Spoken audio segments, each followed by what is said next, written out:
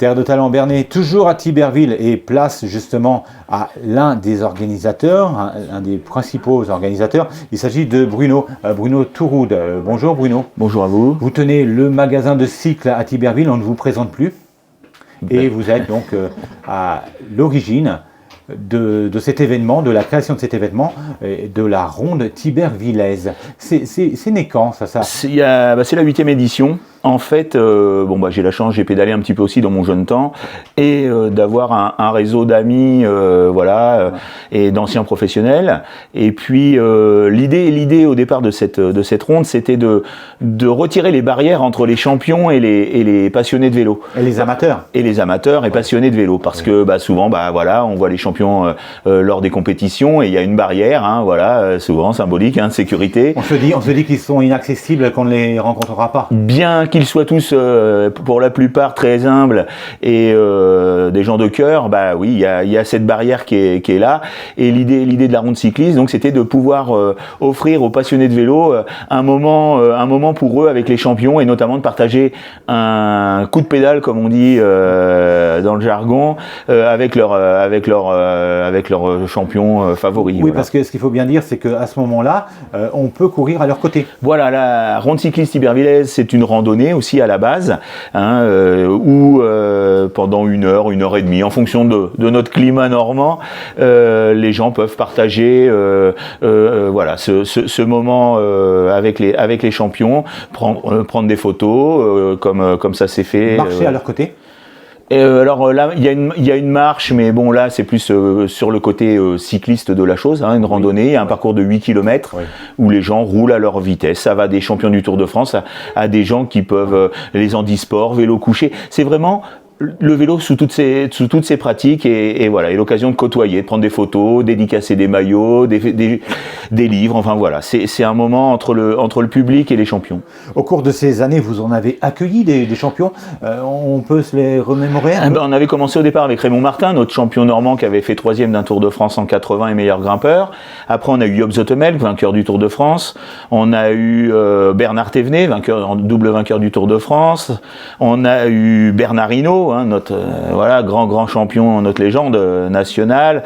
Il y a eu Luc Leblanc qui avait remplacé au pied levé Raymond Poulidor, qui était malade et qui allait décéder peu de temps après. Le champion Claudio Capucci.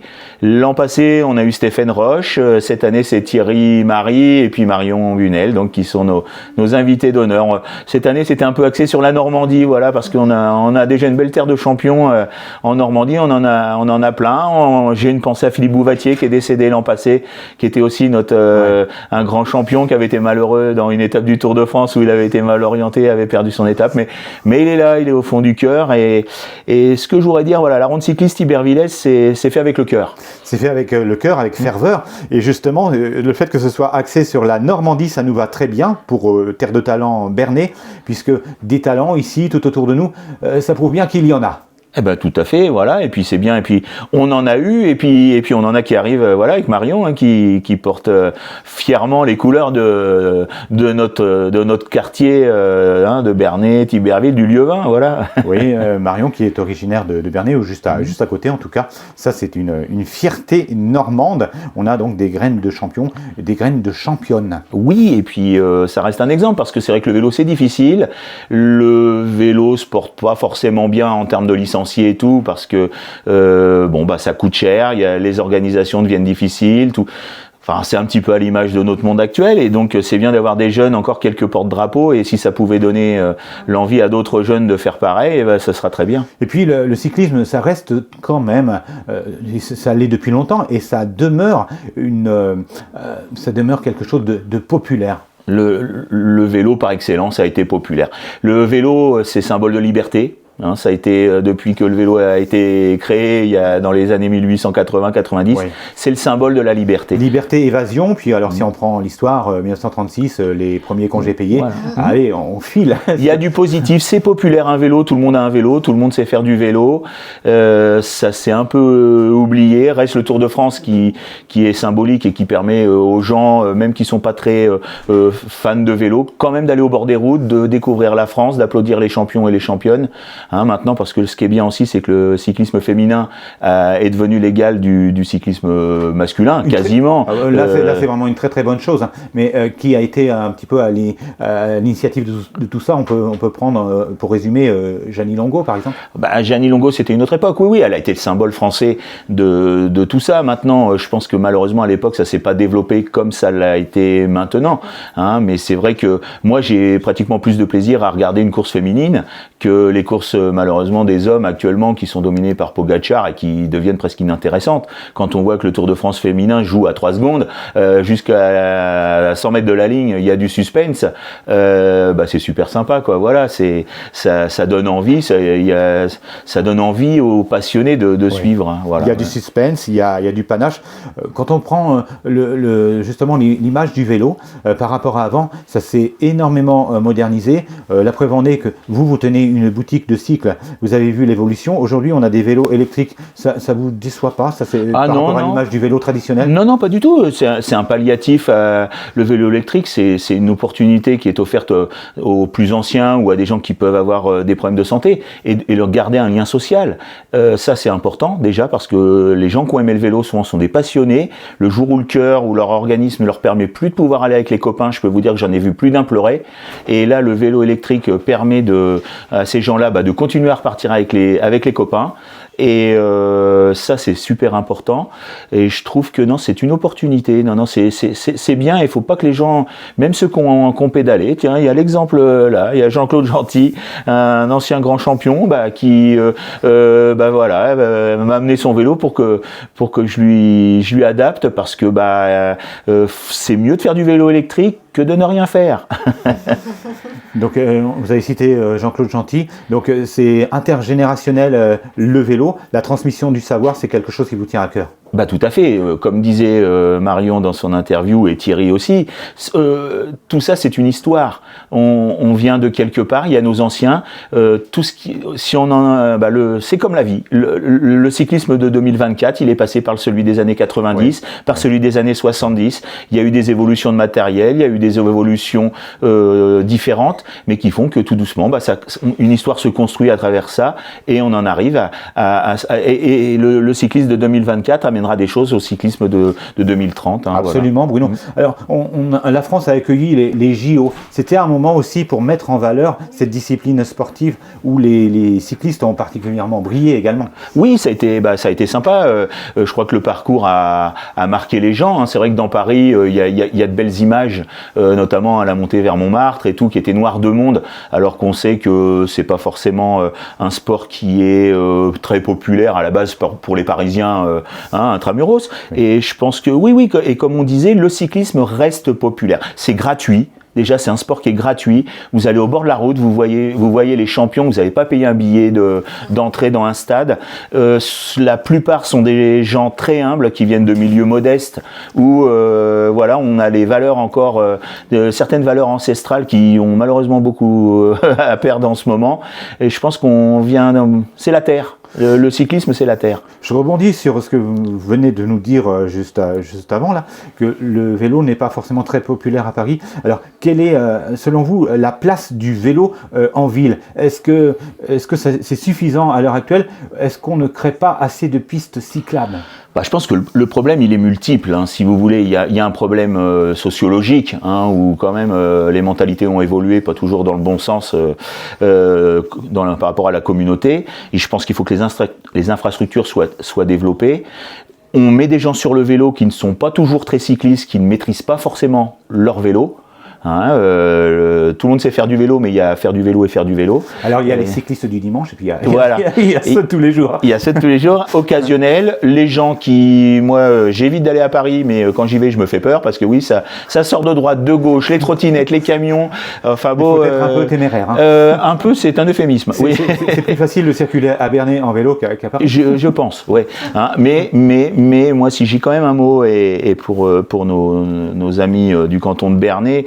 respectons-nous, même à Bernay, même à Tiberville. Ça, il y a un message, hein, c'est pour les amis et pour ceux et puis ceux qui sont moins amis avec les cyclistes. Pour ceux qui administrent aussi la ville. Non, je fais pas de politique et j'ai aucunement là-dessus. Mais non, je parle en général par rapport à la société. Il y a quand même, moi qui suis marchand de cycle, j'ai des retours quand même où il y a quand même du danger à être sur la route, sur deux roues. C'est peut-être justement, Bruno, la courtoisie qui manque de la part des automobilistes. C'est à l'image un peu de notre société. Je crois que notre société a évolué dans un sens qui n'est pas forcément toujours très, très terrible. Pensez, c'est pas une fois que la personne aura culbuté un cycliste qui sera ou qui sera décédé sur le bord de la route qu'il faudra pleurer, c'est avant qu'il faut y penser. S'écarter un petit peu, pensez à mettre son clignotant quand on voit un cycliste. Oui. Alors les torts peuvent être partagés, mais soyons sérieux, soyons courtois, comme vous dites. Alors oui, il y a les cyclistes, mais il y a aussi l'arrivée, phénomène relativement nouveau, des trottinettes. Oui, aussi, il y a tout ça. La société a évolué dans ses manières de déplacement. Il faut que tout le monde fasse attention. On se doit d'être vigilant parce que ce qui peut arriver à un, ça peut être à sa mère, ça peut être à sa sœur, à son frère, à sa grand-mère. On n'est pas à l'abri et après on connaît les conséquences.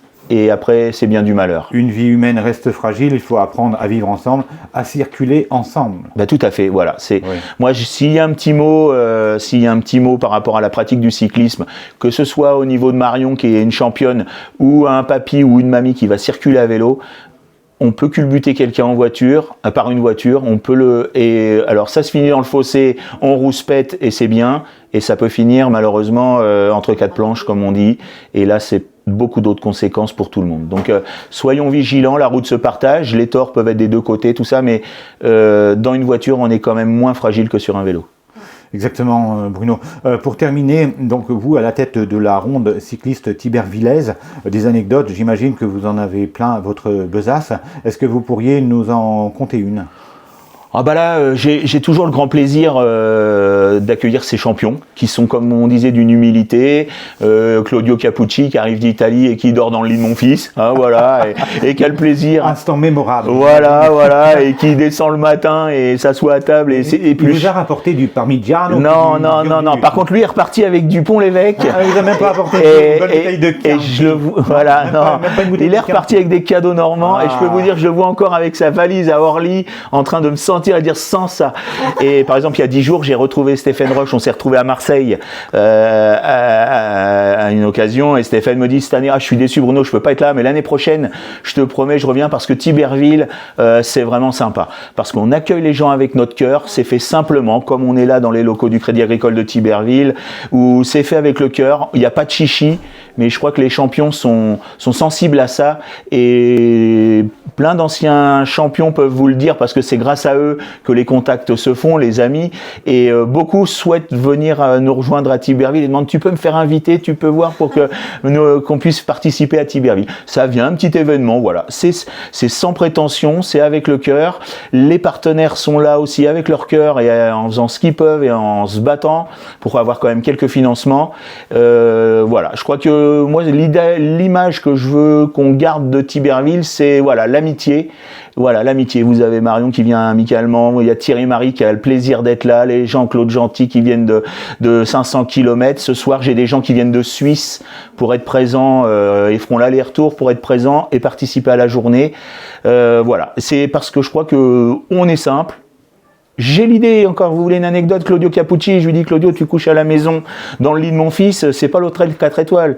Il me dit, oh Bruno, la semaine prochaine, je vais en Hollande, hôtel 4 étoiles là-bas. Mamma mia, voilà. Tutto va bene. Voilà, c'est ça. Ils sont contents comme ça, les gars. Et ils en parlent et ils veulent revenir et on garde le contact. C'est comme ce soir des artistes qui vont être là.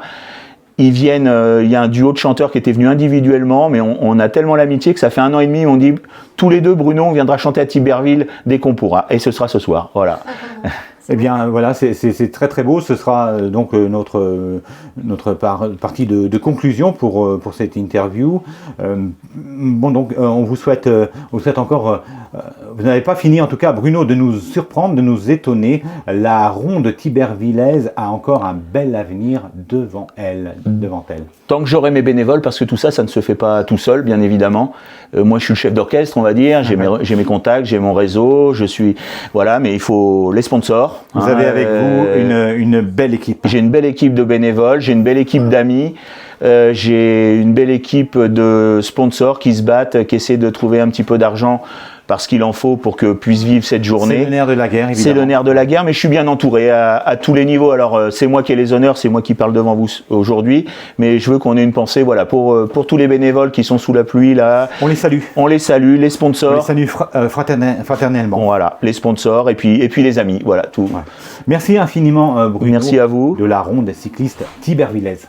Merci.